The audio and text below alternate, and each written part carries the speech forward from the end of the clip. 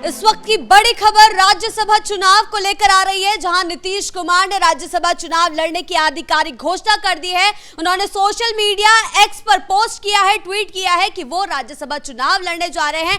इस बीच सीएम आवास के बाहर भारी प्रदर्शन जेडीयू कार्यकर्ताओं का देखने को मिल रहा है। आपको तस्वीरें दिखा देते हैं किस तरीके से जेडीयू कार्यकर्ताओं का गुस्सा बोल रहा है। वो नहीं चाहते हैं कि सीएम नीतीश कुमार राज्यसभा चुनाव लड़े, उनका गुस्सा जो है उग्र होता जा रहा है। इस बीच बीजेपी के मंत्रियों को घेरने की साफ साफ रणनीति बना दी गई है। कार जो है रोकी जा रही है मंत्रियों की, क्योंकि बीजेपी पर जेडीयू कार्यकर्ताओं का गुस्सा फूट रहा है। लेकिन आखिर निशांत कुमार को इससे क्या फायदा होगा?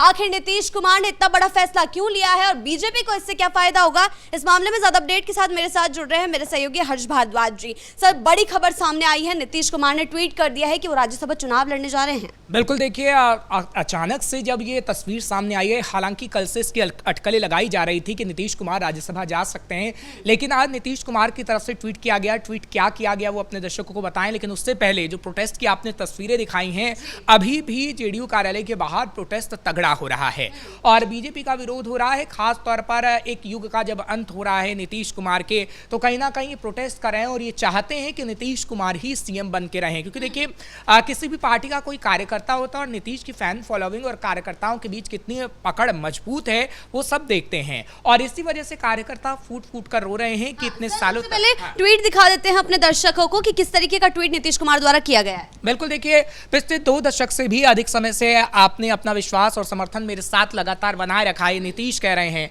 और कहा गया कि और उसी के बल पर हमने बिहार की और आप सब लोगों की सेवा निष्ठा से की है। आपके विश्वास और समर्थन की ही ताकत थी कि बिहार में मैं इस तरीके से सीएम बना रहा। साथ ही साथ उनकी तरफ से ये कहा गया है कि अब मेरी इच्छा राज्यसभा जाने की हो गई है, क्योंकि विधानसभा में जो तस्वीर मैंने पेश की और विधानसभा में जिस तरीके से लोगों के लिए लड़ाई लड़ी है वो जनता जानती है। तो नीतीश कुमार ने खुद ही ये इच्छा जता दी है और ट्वीट करके बता दिया है कि अब वो राज्यसभा जा रहे हैं। सर, 21 साल बाद इतना बड़ा फैसला आखिर क्यों?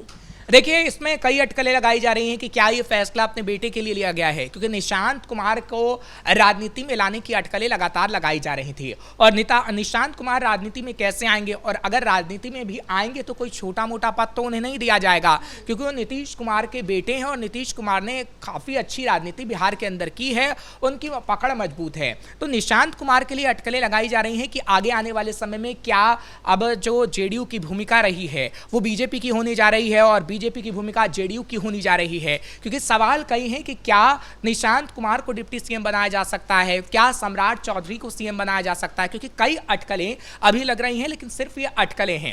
अभी जो ऐलान हुआ है वो नीतीश कुमार को लेकर हुआ है कि नीतीश कुमार राज्यसभा जा रहे हैं, लेकिन बड़ा गेम तो एक खेला गया है शिवानी, और कहीं ना कहीं कहा जा सकता है कि बड़ा जो चेहरा होगा वो सीएम का जरूर होगा। क्योंकि देखिए, सम्राट चौधरी ने जो मेहनत की है बीजेपी के लिए, क्या उसका इनाम सम्राट चौधरी को मिल सकता है और सम्राट चौधरी बीजेपी के सीएम बन सकते हैं बिहार के अंदर? ये बड़ा सवाल है। तेजस्वी की भविष्यवाणी कुछ सच होती हुई दिखाई दे रही है। देखिए, तेजस्वी तो लगातार आरोप लगा रहे थे बीजेपी पर कि बीजेपी नीतीश का कद छोटा करने में लगी हुई है। खैर, उनकी बात कितनी सही है ये तो आगे आने वाले वक्त में पता लग पाएगा, क्योंकि नीतीश देखिए राजनीति के चाणक्य बिहार के अंदर कहे जाते हैं। और नीतीश ने जब इतना बड़ा फैसला लिया है तो कहीं ना कहीं नीतीश ने बहुत ही सोच समझ कर ये फैसला लिया होगा, और कहीं ना कहीं नीतीश अपने बेटे की भूमिका को लेकर भी पूरी तरीके से सजग हैं कि क्या निशांत कुमार सीएम बनने जा रहे हैं बिहार के या फिर वो डिप्टी सीएम बनने जा रहे हैं। क्योंकि देखिए, जो मीटिंग हुई है पटना के अंदर जेडीयू विधायकों की, वो कहीं ना कहीं बहुत लंबी चली है और विधायकों को मनाने की कोशिश भी हुई है, जिसके बाद ये कहा जा रहा है कि विधायक पूरी तरीके से मान गए हैं और जैसा वो नीतीश कहेंगे वैसा ही तमाम विधायक करेंगे। यानी सीधे तौर पर निशांत को लेकर एक बड़ी भूमिका है कि निशांत डिप्टी सीएम बनेंगे या फिर सीएम बनेंगे, या क्या फॉर्मूला होगा, डिप्टी सीएम 2 डिप्टी सीएम वाला फॉर्मूला होगा, या सीएम सम्राट चौधरी को बनाकर विजय सिन्हा ही डिप्टी सीएम रहेंगे और निशांत कुमार डिप्टी सीएम रहेंगे। क्योंकि देखिए, अगर हम सियासी भविष्य का जिक्र करें जो खास तौर पर निशांत कुमार का है, तो निशांत कुमार का सियासी भविष्य नीतीश कुमार ही बना सकते हैं। और नीतीश कुमार जब राज्यसभा जा रहे हैं तो कहीं ना कहीं वो निशांत का भविष्य सेट कर ही जाएंगे, क्योंकि ऐसा नहीं है कि नीतीश कुमार के ट्वीट को जब हमने पढ़ा है उसमें खास तौर पर नीतीश कुमार की खुशी झलक रही है, और वो खुशी साफ तौर पर इसलिए दिखाई दे रही है क्योंकि उनके बेटे राजनीति में उतरने जा रहे हैं और एक बड़ा पद उनको मिलने जा रहा है। लेकिन सर, जेडीयू कार्यकर्ता इस बात से बिल्कुल खुश नजर नहीं आ रहे हैं और शायद बिहार वासी भी ना हो। देखिए, क्योंकि बिहार वासियों का जिक्र करें तो बिहार वासियों ने नीतीश को हमेशा से पसंद किया है। जेडीयू में नीतीश कुमार ही एक बड़ा चेहरा है, क्योंकि अगर ललन सिंह की बात करें या फिर अन्य व्यक्तियों की बात करें तो किस तरीके से उन्होंने अपनी भूमिका निभाई है उस पर संशय रहा है, और लोग आज भी उनके खिलाफ प्रदर्शन कर रहे हैं। जो कार्यकर्ता हैं ललन सिंह के खिलाफ प्रदर्शन किया गया है और मुर्दाबाद के नारे तक लगाए गए हैं। तो ललन सिंह की इसमें भूमिका नहीं है, पूरी तरीके से नीतीश कुमार की ही भूमिका नजर आती है, क्योंकि नीतीश कुमार ने जब इतना बड़ा फैसला लिया है तो हम बार बार कह रहे हैं कि सोच समझ कर ही लिया है, क्योंकि नीतीश कुमार बिहार के राजनीति के चाणक्य कहे जाते हैं और नीतीश कुमार ऐसे ही राज्यसभा जाने का फैसला नहीं ले लेंगे। नीतीश कुमार ने गोटी सेट कर दी है निशांत कुमार के लिए और आप बड़े आगे आने वाले समय में बड़ा ऐलान संभव देख सकती हैं। लेकिन देखिए, कई अटकलें हैं, 3 चीजों को मुख्य तौर पर हमें समझना होगा। जेडीयू की क्या भूमिका होगी, दूसरा कि सीएम कौन होगा, तीसरा क्या बीजेपी कोई चौंकाने वाला नाम सामने ला रही है।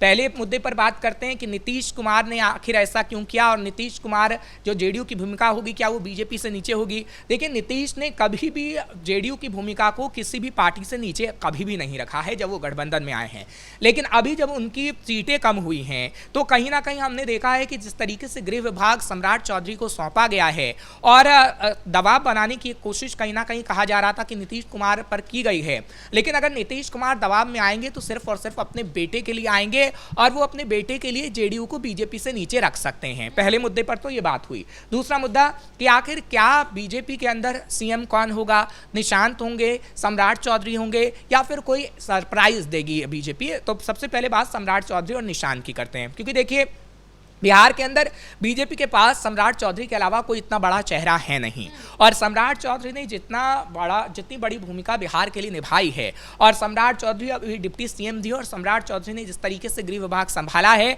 और एक चेहरा बिहार का वो बन गए हैं कि कैसे अपराध के मुद्दे पर वो काम कर रहे हैं और बिहार में कई मुद्दों पर वो काम कर रहे हैं। तो कहीं ना कहीं सम्राट चौधरी को बीजेपी सीएम के तौर पर उतार सकती है और सीएम उन्हें बना सकती है। दूसरी बात, निशांत कुमार की भूमिका आखिर क्या होगी। निशांत कुमार अगर सीएम नहीं बने तो क्या वो डिप्टी सीएम बनेंगे, क्योंकि देखिए बिहार के अंदर इस वक्त 2 डिप्टी सीएम हैं। अगर सम्राट चौधरी डिप्टी सीएम पद से हटे तो कोई ना कोई बड़ा चेहरा ही होगा और वो निशांत कुमार ही हो सकते हैं। निशांत कुमार और विजय सिन्हा डिप्टी सीएम रह सकते हैं। खैर, आपने जिन 2 नामों का खुलासा किया वो आज बिहार की चर्चा के केंद्र में बने हुए हैं, लेकिन एक सवाल ये भी उठ रहा है कि क्या बिहार की जनता नीतीश कुमार के अलावा किसी और के नेतृत्व को स्वीकार करेगी, क्या उनको भी उसी तरीके का स्नेह देगी, क्या एनडीए का वर्चस्व बना रहेगा। देखिए, नीतीश कुमार पर सभी निर्भर है। नीतीश कुमार ने जिस तरीके से राज्यसभा जाने के बाद ट्वीट की है एक्स अकाउंट पर, और उससे खासतौर पर यह लग रहा है कि जनता को वो धीरे धीरे मनाने में जुट गए हैं, क्योंकि नीतीश कुमार अभी बैक टू बैक कई ट्वीट करेंगे। जब वो नामांकन करेंगे उसके बाद भी उनकी बाकायदा मीडिया के सामने बाइट आए,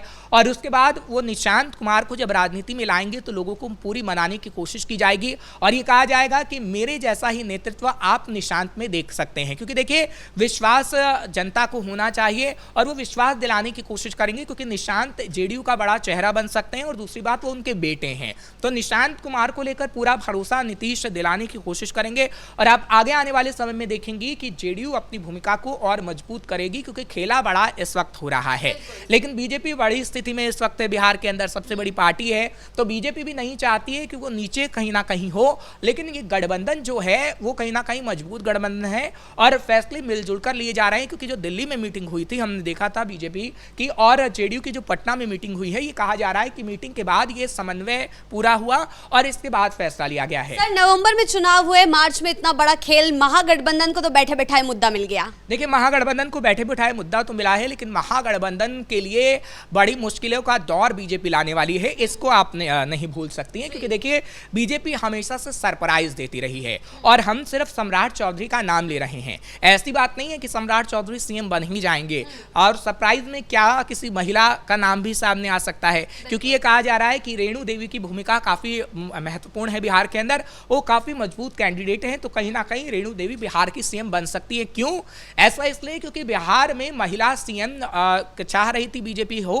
क्योंकि महिलाओं के वोट सबसे ज्यादा मिलते हैं। सम्राट चौधरी से तो विपक्ष पहले ही घबराया हुआ है। देखिए, विपक्ष कहीं ना कहीं घबराहट उसकी बनती है, क्योंकि चाहे सम्राट चौधरी को सीएम बनाया जाए या किसी महिला मुख्यमंत्री को बनाया जाए, तो महिला मुख्यमंत्री को बनाया जाएगा तो बीजेपी का बेस और मजबूत हो जाएगा और 2030 में एक बार फिर से आरजेडी पूरी तरीके से धाराशायी हो जाएगी। सम्राट चौधरी की अगर हम बात करते हैं तो सम्राट चौधरी की नीतियां ऐसी हैं कि सीधे तौर पर वो आरजेडी पर कटाक्ष करते हैं और कहीं ना कहीं बिहार में जो वो नीतियां बना रहे हैं उसका तोड़ आरजेडी नहीं निकाल पा रही है। तो अगर कोई भी बड़ा चेहरा हुआ तो आरजेडी को काफी नुकसान होगा, लेकिन इतना जरूर कहा जा सकता है कि बीजेपी अपने आप को मजबूत करने के लिए कोई बड़ा खेल जरूर कर रही है और इसमें सीएम का जो चेहरा होगा वो बहुत बड़ा होगा। जी, बहुत बहुत धन्यवाद आपका इन तमाम जानकारियों के लिए। तो कुल मिलाकर आज बिहार की राजनीति पूरी तरह से गरमाई हुई है। नीतीश कुमार के आधिकारिक ट्वीट करने के बाद अब बड़ा खेल होने की संभावना दिखाई दे रही है। एनडीए में बीजेपी, जेडीयू और निशांत कुमार के भविष्य को लेकर अटकलें तेज हो गई है कि आखिर क्या कुछ होगा।